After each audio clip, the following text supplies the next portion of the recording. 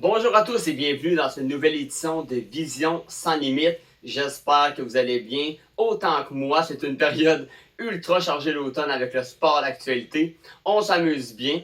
Mais aujourd'hui, je vais parler d'un sujet qui me tient vraiment à cœur, mais qui devrait intéresser beaucoup de gens parce que on est très dans la méconnaissance de ce sujet-là. Mais je pense qu'en 2025, faut de plus en plus en parler et sensibiliser tout le monde à ces enjeux-là pour améliorer le système pour que ça soit accessible à tous, autant au niveau professionnel qu'au niveau récréatif. Et je parle ici du sport paralympique dans son ensemble.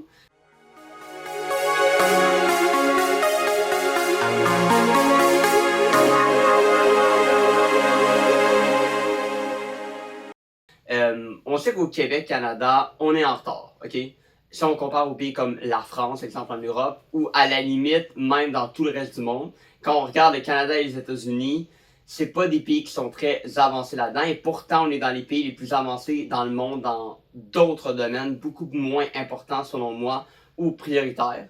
Et le Québec est la province la moins allumée par rapport au sport paralympique dans tout le Canada. Alors, moi, ça me préoccupe et je vais vous parler de la différence aujourd'hui entre faire une carrière professionnelle et une carrière, on va dire, juste être en mode récréatif. C'est pas du tout les mêmes enjeux, mais en bout de ligne, quand on remarque l'accessibilité et le mode de développement, c'est quand même la même chose. Parce qu'à la base, on s'entend, un athlète professionnel, au début, était un athlète qui voulait seulement faire du sport pour le plaisir seulement.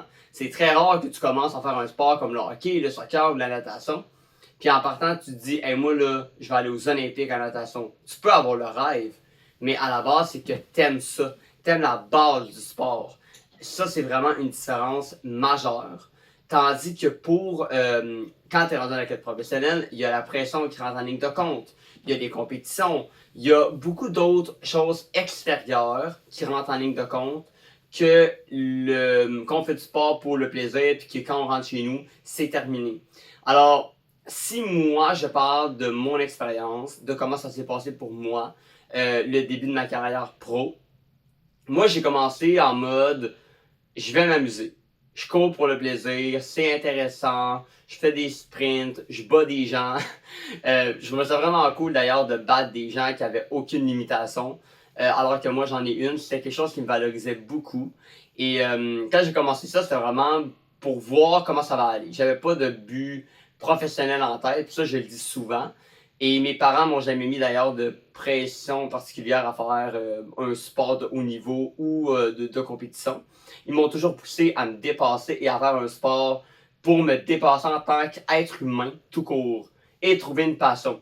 Je me rappelle encore quand mon père m'accompagnait au soccer, j'ai eu des cours de natation pour être sécuritaire dans l'eau. J'ai même joué au basket au secondaire. Donc, j'ai eu tous les sports inimaginables. J'ai fait même du patinage artistique où j'ai gagné des médailles avec des gens qui n'avaient pas d'handicap également. Mais j'étais jamais le meilleur dans rien. C'était vraiment bon. C'était récréatif. Mais quand j'ai commencé la course, j'avais un talent particulier, selon mes entraîneurs. Puis le fait que j'avais vraiment du fun, ben, tout le monde, l'énergie que j'avais était contagieuse, puis les gens avaient envie de courir avec moi. Et je pense que c'est ça que je veux vous retenir aujourd'hui aussi, c'est le plaisir dans tout ce qu'on fait dans la vie, le sport, les voyages. Il n'y a rien qu'on est obligé de faire. Bon, ok, à part aller à l'école puis travailler pour survivre. Mais à part ça, tout ce qui est dans nos passions personnelles, il n'y a rien qu'on est obligé de faire dans la vie. Des fois, on se sent imposé de faire quelque chose par les gens autour de nous, peut-être. Il y a comme une pression externe, mais écoutez-vous puis faites donc ce que vous avez envie. La vie, c'est court quand même. Il faut en profiter au max, puis il faut s'écouter. Puis c'est ça que j'ai fait moi avec la course. J'avais envie de pousser, j'avais envie de me dépasser.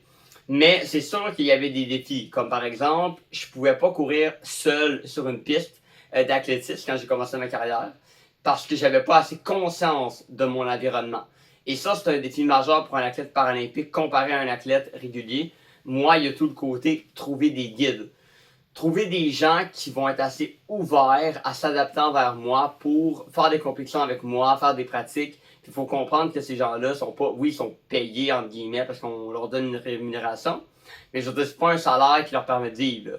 Donc, ils prennent du temps pour venir avec moi faire ça. Comment ça marche un guide pour un athlète paralympique comme moi? C'est qu'on a une corde à la main.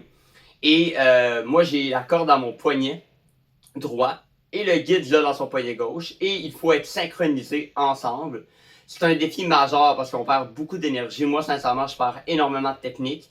Mes temps sont clairement impactés parce que je suis meilleur en pratique qu'en compé, ce qui est anormal. Pourquoi? Parce qu'en pratique, j'ai pas de guide. Et maintenant, avec les années, j'ai conscience de mon environnement, surtout sur une piste que j'ai tournée à peu près 2000 fois. Alors, je sais à quoi ça ressemble, je suis capable de le faire moi-même, mais en compétition, il y a trop de risques. Ça, c'est un des enjeux les plus principaux, je pense, pour une personne aveugle qui veut faire de la course, c'est trouver des gens qui vont pouvoir t'aider et t'accompagner dans ce but-là. L'autre différence pour moi, qui est un challenge dans ma vie professionnelle, c'est clairement la pression. Ça, je vais en parler, puis ça va au-delà du paralympique. La pression peut vraiment impacter dans tous les sphères de ta vie, mais dans le sport, c'est vraiment... C'est majeur. Moi, sincèrement, quand j'ai eu des moments très difficiles en 2023, tant au niveau personnel qu'au niveau à l'école et tout, quand je suis arrivé dans mon sport, ça a tout impacté. Plus capable de performer quand c'est le temps, mal au cœur, j'avais plus envie d'être là. Il y avait vraiment un effet de je veux que ça s'arrête. J'ai même pensé, pas nécessairement à prendre ma retraite, mais à prendre une pause parce que c'était rendu trop dur. Je me rappelle l'année passée, en 2024, j'ai eu une inflammation au cou parce que mon corps n'était plus capable de supporter la pression. Inflammation dans le cou, dans les pecs. Puis j'avais le choix de faire une dernière compétition ou pas. Puis je me rappelle d'avoir dit non, je peux juste plus. Puis ça, c'est important parce qu'il faut consulter, il faut avoir un préparateur mental rendu à ce niveau-là. Préparateur mental ou un psychologue, mais il faut vraiment en parler. Puis c'est un message pour tout le monde en fait parce que je parle de sport professionnel, mais dès qu'on a un problème dans la vie en général, oui, on peut avoir un entourage. Comme moi, j'ai un entourage extraordinaire, ma famille, mes amis, ma copine. Mais je pense que en bout de ligne, avoir quelqu'un d'extérieur qui te connaît moins, qui est plus neutre, je pense que c'est vraiment bon pour m'aider à avancer. Alors, ça, n'hésitez jamais. Alors, je pense que la différence entre le sport paralympique professionnel et une carrière professionnelle régulière, on va dire, c'est tout le côté accessible. Trouver des guides, le manque de vision, le recrutement aussi. Moi, j'ai pas eu de développement. J'ai jamais été pris par la main par un recruteur ou un entraîneur pour me dire « Hey Ben, on va te développer, on va y aller étape par étape. » J'ai pas vraiment eu ça. J'ai été, on va dire, pris en charge par des gens. Mon père a eu un rôle très important là-dedans. Il est mon agent d'ailleurs pour tous les contrats de commanditaire, pour m'aider à performer à un haut niveau. Mais je veux dire, tout le côté de développement en tant qu'athlète, c'est vraiment moi qui s'est démarqué, qui a été obligé de défoncer, on va dire, les portes parce qu'au début, quand on arrivait en compétition, les arbitres ne voulaient même pas qu'on aille un guide. Parce qu'ils ne connaissaient pas ça. Il a fallu sensibiliser, il a fallu que les gens soient au courant de la situation au Québec, Canada. Maintenant, j'arrive au championnat canadien à Vancouver, puis les arbitres me connaissent. Mais ça, quand moi, je vais quitter le milieu dans quelques années, est-ce qu'on va recommencer à zéro ou il va y avoir une base? Moi, j'ai peur qu'on commence à zéro parce que j'ai pas l'impression qu'on a fait une sensibilisation envers l'handicap. J'ai l'impression que ces personnes-là se sont, on va dire, approprié ma condition puis on fait « Ah ben lui fonctionne comme ça », mais en réalité, chaque personne aveugle est très différente, comme chaque être humain en général. Alors, je pense qu'il va falloir continuer à faire des conférences, continuer à sensibiliser, continuer à en parler, autant au niveau des arbitres qu'au niveau des entraîneurs. Il faut que le développement soit meilleur. Il faut que les athlètes viennent à se sentir « Hey, j'ai envie de commencer ce sport-là parce que je vais avoir un suivi tant pour juste le plaisir qu'un jour peut-être faire une carrière pro. » Alors ça, je pense que c'est vraiment important. Puis, en terminant sur mon parcours à moi, moi, dans les prochaines années, je le sais très bien que bon, je vais peut-être avoir un rôle de mentor dans l'équipe Québec parce que je m'en viens un vétéran. Oui, j'ai seulement 24, mais on s'entend qu'à 24 ans dans le sport paralympique, tu es encore très jeune, mais il n'y a tellement pas de relève que tu es un vétéran souvent. Puis, on parle beaucoup des personnes en chaise roulante, il y en a beaucoup sur le Québec qui en font avec d'autres handicaps, mais les personnes qui vivent avec une cécité comme moi, il n'y en a vraiment pas beaucoup. Très très peu qui se rendent à un haut niveau. Alors, c'est sûr que je voudrais jouer un rôle de développement là-dedans, recruter peut-être, devenir même entraîneur, peut-être consultant dans l'équipe Québec, puis me servir de mon parcours aux États-Unis, au Canada. J'ai gagné plusieurs médailles dans des grands prix internationaux, au championnat canadien, pour inspirer la future génération à y aller, puis montrer que c'est possible de faire des records canadiens, puis faire partie des 20 meilleurs au monde. Je pense que c'est ça le principal, mais ça va bien au-delà des stats personnels. C'est pour ça d'ailleurs que je ne m'ai pas attardé dans ce podcast sur mes accomplissements personnels, parce que pour moi, et pour les gens qui me connaissent, les gens savent très bien que c'est pas seulement mes records du Québec et mes médailles qui comptent pour moi, c'est vraiment le futur du sport paralympique. Je vois pas ça seulement pour moi personnellement, mais je pense au collectif. J'ai toujours été un gars qui a été un gars d'équipe, qui était collectivement impliqué, donc je pense que ça va continuer. Mais c'est sûr que j'espère qu'un jour mes records vont être battus. Pourquoi? Parce que si mes records sont battus, ça va vouloir dire qu'on a réussi quelque chose et qu'un autre athlète va savoir développer dans ma catégorie.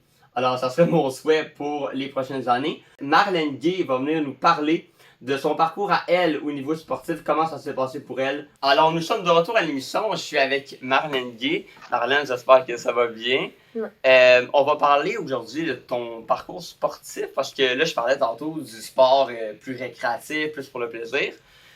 Toi, pour toi, ça a été comment ton parcours? Comment tu as commencé un peu la course quand tu étais jeune?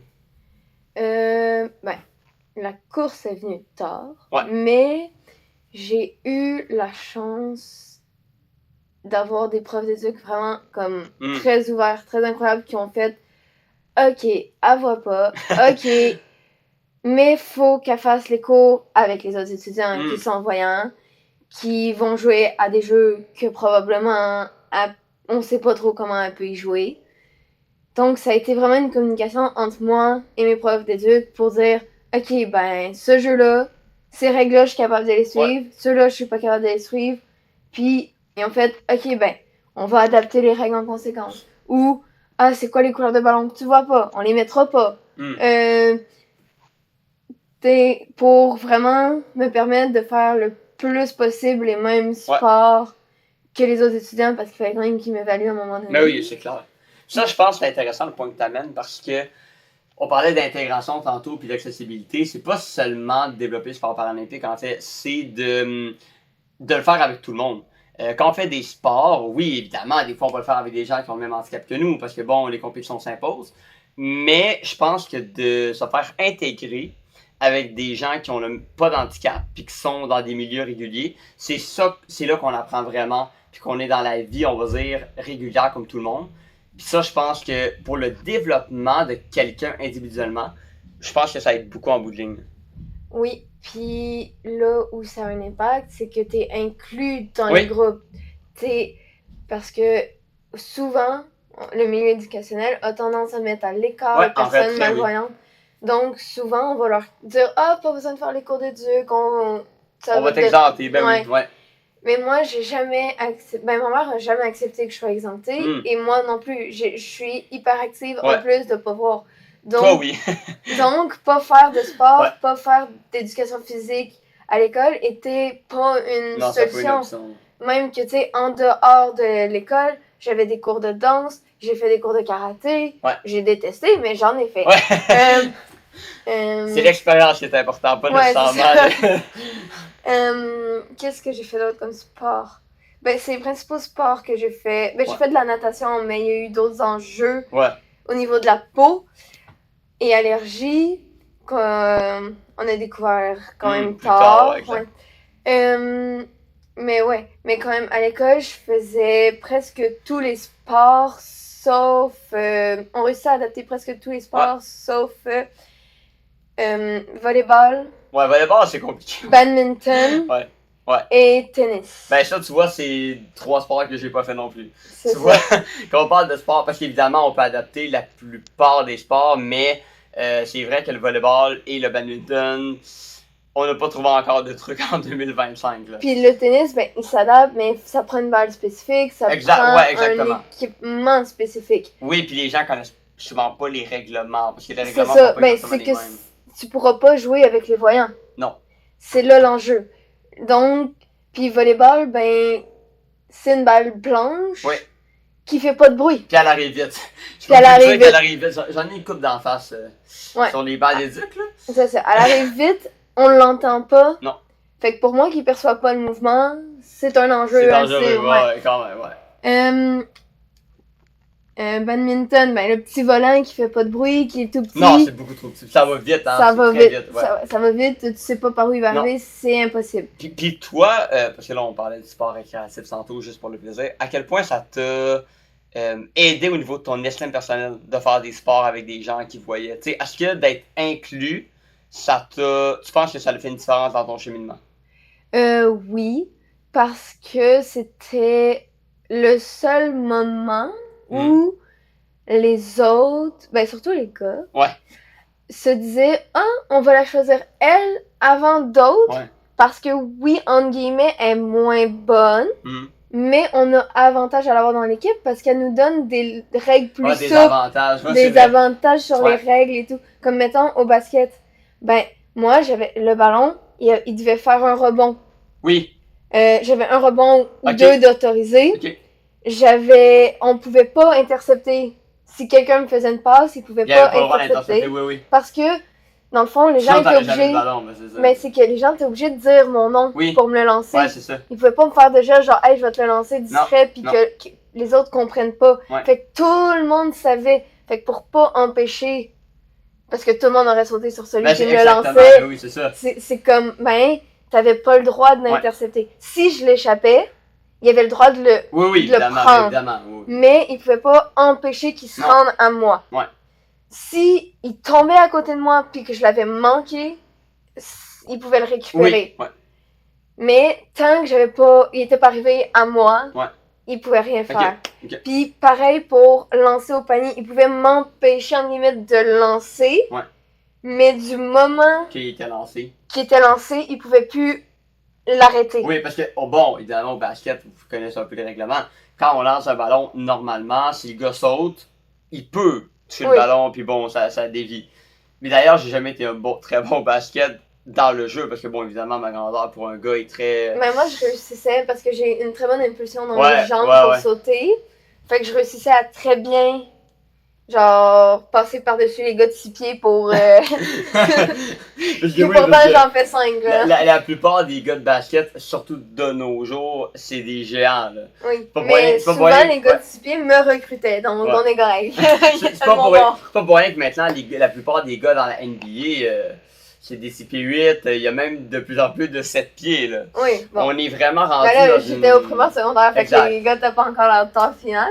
Ouais, c'est sûr que non.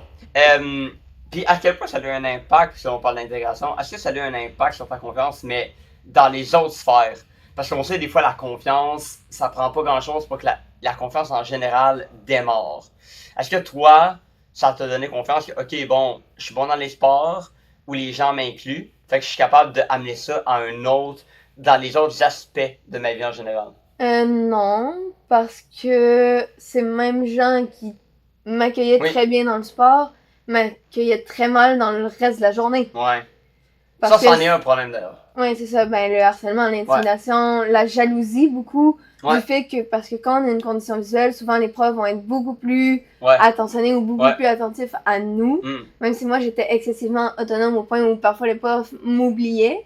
Mais d'une certaine façon, ben, j'avais une copie spéciale, j'avais des ajustements tout le temps, j'avais des fois des numéros d'exercice enlevés parce que je sais pas capable de les faire. Donc, puis j'étais très très bonne à l'école malgré ma condition. Donc, souvent ceux qui sont bons à l'école sont déjà attaqués. Ouais, vraiment. Fait qu'en plus, j'étais bonne et j'avais une condition visuelle, donc j'avais plus d'attention.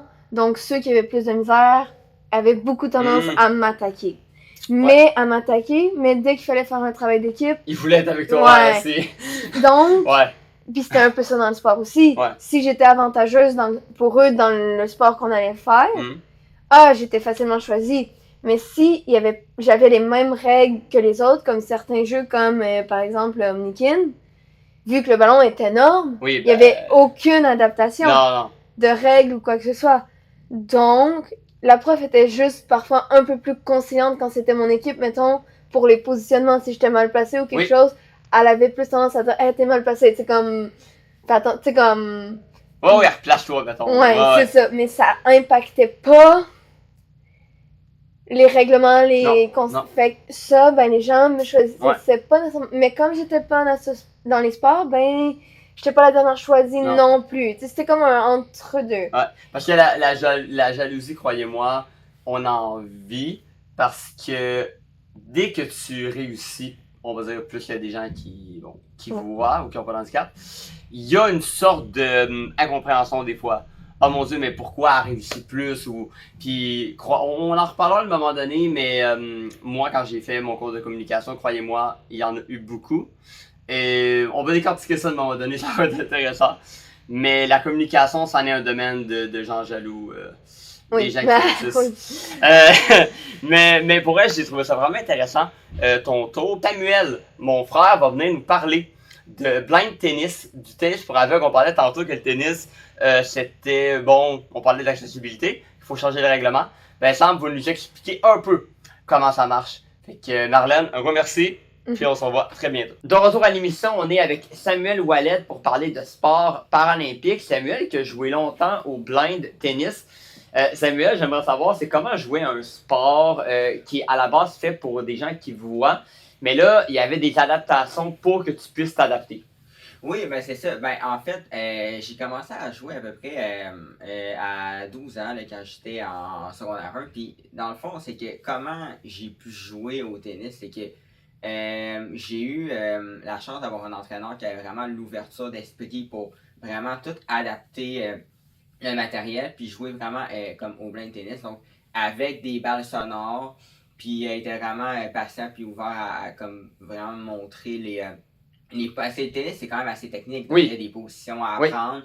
Évidemment, tu peux pas frapper la balle n'importe Non. comment. Il y a vraiment une technique, genre revers, coup droit. Donc, Ouais. évidemment, c'est vraiment. Il prenait le temps de vraiment tout m'expliquer, le jeu de jambes, des placements, de ça. Évidemment, ça a pris vraiment comme. Vraiment plusieurs séances avant de pouvoir voir vraiment des gros échanges là, sur le terrain. Mais parlant de ça, là, y a-t-il une différence de règlement entre le blind tennis et le tennis? Parce que bon, je connais les règles du tennis de base, mais c'est quoi les plus grandes différences entre le blind tennis et le tennis régulier? En fait, là, je vais parler de ce que je sais là, par rapport aux règles de la, les règles de base. La Fédération internationale de blind tennis, de l'IBTA, selon leurs règles à eux, c'est que dans le fond, il y a comme il y a 4 catégories. Ouais. Dans le fond, comme en course, là, il y a T11, T12, T13. Exactement. Ouais. Dans le fond, au blind tennis, il y a ce qu'on appelle B1, B2, B3, B4. Ça, dans le fond, qu'est-ce que c'est? C'est que le B1, c'est que les personnes, ils voient rien ou genre comme des ombres. Oui, très peu, oui, exactement. Donc, ces personnes-là, ils peuvent jouer ils ont le droit à 3 rebonds. Donc, quand la balle sonore va arriver à eux, ils vont avoir 3 rebonds pour la frapper la remettre. Ouais. Et s'ils peuvent pas, ben, c'est leur adversaire qui va faire le point. Pour ce qui est des B2 et B2, c'est un peu de vision. Je pourrais pas dire un pourcentage vraiment précisément, mais c'est comme vraiment vraiment une petite vision. Je pense que B2 puis B3 aussi, là, c'est comme. Ça se ressemble quand même. Vision, ça se ressemble quand même. Eux autres, ils ont le droit à deux rebonds. Puis quand on est rendu au B4, parce que là, je pense que ça, c'est vraiment comme 10% de vision et plus. Donc, c'est vraiment du monde qui se débrouille quand même assez. Qui peuvent quand même avoir ils ont une vision qui leur permet de voir pas mal de choses. Donc, à ce moment-là, eux autres, ils ont juste un rebond. Je pense aussi qu'à la place d'être des manches de 6 jeux gagnants, c'est des manches de 4. OK. Puis aussi, au début, quand tu pars l'échange avec ton adversaire, il faut que tu demandes à ton adversaire s'il est prêt. OK. Puis après, tu as 5 secondes pour démarrer l'échange. Donc, OK. faire un service. Aussi, le service, c'est pas le même. Non. À la place au tennis traditionnel, là, de ce qu'on voit là, dans les matchs à la télé, évidemment, les joueurs lancent la balle vraiment dans les airs puis ils la frappent. Au blind tennis, on appelle ça comme un service à la cuillère. Donc, il faut que la balle fasse un rebond au sol, puis après ça, tu la frappes. Évidemment, il y a les mêmes règles qu'au tennis traditionnel, c'est-à-dire par rapport aux longueurs de balles, les balles à l'extérieur, pas la mettre, il y a des règles par rapport à la profondeur ou pas la mettre en largeur aussi.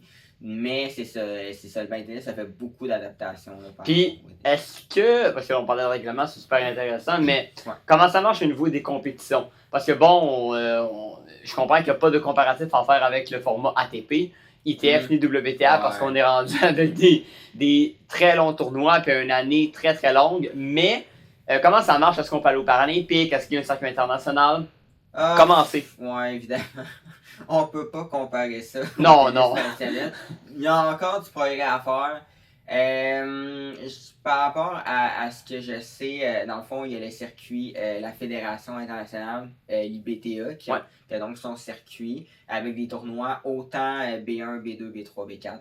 Il y a des tournois, ça commence à se développer, mais c'est sûr que il y a vraiment, sont assez limités là, en termes de compétition. Il y a des tournois, je sais qu'il y en a en France, Pologne, Allemagne, j'ai même vu en Inde aussi, donc ça se développe quand même un petit peu partout à travers le monde, mais on voit que ça reste limité là, au niveau des compétitions. C'est des tournois, c'est des petits tournois de 3-4 jours. Parce qu'évidemment, c'est des tableaux des fois de peut-être juste 16 joueurs. Mais c'est pas comme l'athlétisme ou la natation, je pense. C'est pas un sport qui est au niveau paralympique. Donc c'est pas régi malheureusement par le comité international paralympique, un peu comme le blind hockey, qu'on pourra en parler une autre fois.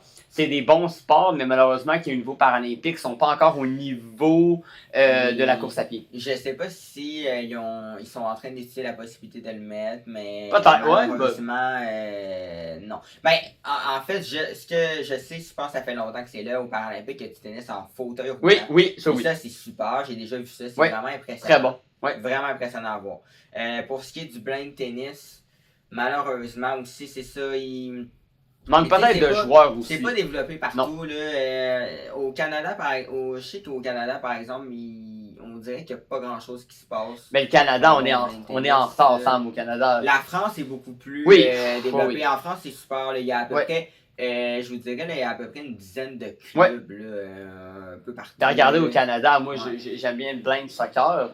Le soccer pour aveugles, c'est la même chose. La France a carrément un circuit, une ligue.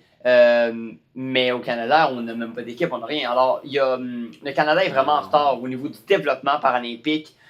Il y a vraiment un progrès à faire, puis pas seulement dans la méthodologie des compétitions, mais aussi dans le recrutement. Il y a un énorme manque de recrutement, puis comment on va chercher l'intérêt des jeunes qui ont un handicap pour le sport. En terminant ensemble, toi, tu as déjà fait tes pratiques évidemment. Est-ce que tu as un projet de compétition? Est-ce que tu vas faire des pratiques bientôt? Qu'est-ce qui se passe présentement? Oui, dans le fond, j'ai un projet présentement de vouloir, parce que je veux faire, je sais pas si ça va marcher pour cette année, mais sinon je vais essayer pour 2026. Je veux faire un tournoi à Dijon en France en novembre. Mais peut-être que malheureusement ça marchera pas à cause de. Comme on en a parlé, il y a une question de logistique, manque d'entraînement par rapport. Il n'y a même pas de fédération de blind tennis au Canada. Il ne se passe pas grand chose. Donc, c'est vraiment difficile. C'est parce qu'il faut que je trouve faudrait que je trouve un entraîneur d'ici novembre qui accepterait de relever le défi puis de me prendre en charge. Là, parce que j'avais parlé au vice-président de l'IBTA, puis il m'avait dit contacte des clubs au Québec. Contacte des clubs. Puis à ce moment-là, explique la situation. Puis s'il y a un entraîneur qui est ouvert à vraiment t'aider pour le tournoi à Dijon, moi après ça, je peux lui parler puis lui expliquer comment t'entraîner. Mais c'est ça, malheureusement, pour l'instant, c'est ça. J'ai pas trouvé d'entraîneur, donc malheureusement, ça se peut en fait que je puisse pas pour l'instant, là, je veux pas dire jamais, mais pour l'instant, comme il y a vraiment un manque là, d'entraînement par rapport au blind tennis, un manque de projet par rapport à ça au Québec, ça se peut que pour l'instant, le projet va être sur la glace. Mais genre, j'exclus pas de le faire un jour, puis j'aimerais vraiment ça. Exact. Parce que c'est vraiment une grande passion depuis que je suis jeune, puis j'aurais vraiment envie de réaliser ce beau projet-là, mais pour des questions de logistique puis de manque vraiment peut-être de financement aussi, manque d'entraînement.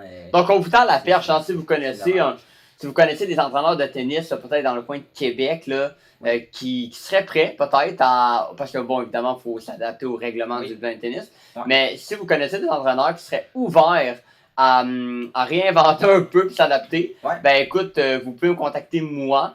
Puis ensuite, ou Marlène, puis ensuite je ferai le lien avec Sam pour la suite des événements. Sam, ce fut un plaisir, bonne chance pour la suite de ton évolution sportive et dans ton cheminement personnel également. Ça a été super intéressant d'avoir de tes nouvelles et de contribuer à ce podcast sur, évidemment, l'avancée du sport paralympique. Donc, merci. Merci à toi, ça a été un plaisir de venir dans ton podcast. Merci beaucoup. Alors, c'est ce qui conclut ce podcast de Vision sans limite sur le sport paralympique. En tout cas, il y a plusieurs sujets qui ont été abordés aujourd'hui. Le plein de tennis, on a parlé de course, de basket. Je pense qu'en bout de ligne, ce qu'il faut retenir, c'est que l'inclusion, c'est très large dans le sport paralympique en général, tant au niveau professionnel qu'au niveau récréatif. Mais de vraiment inclure les athlètes paralympiques dans le sport régulier, avec des adaptations évidemment. Je pense que c'est ça qui fait la différence, tant au niveau de notre estime, mais aussi au niveau de démontrer à tout le monde que c'est normal en fait qu'un athlète avec un handicap soit inclus dans la société régulière. Des fois, on a tendance à nous mettre un peu en retrait parce que c'est normal, entre guillemets, de nous mettre à l'extérieur des choses qui sont pas normales pour les gens qui n'ont pas de handicap. Mais je pense que c'est ça, d'inclure, c'est tout le temps bon, puis ça prône la diversité. Alors je pense que c'est ça qu'il faut retenir de ce podcast aujourd'hui. Merci d'avoir été là et merci d'avoir écouté, partagé, commenté. Dites-nous vos commentaires, ça va nous faire plaisir de vous répondre puis de jaser avec vous. Prochain épisode, on parle d'accessibilité, mais plus large que le sport paralympique. On va parler plus d'informatique et de travail en général. Passez une excellente semaine. Ciao!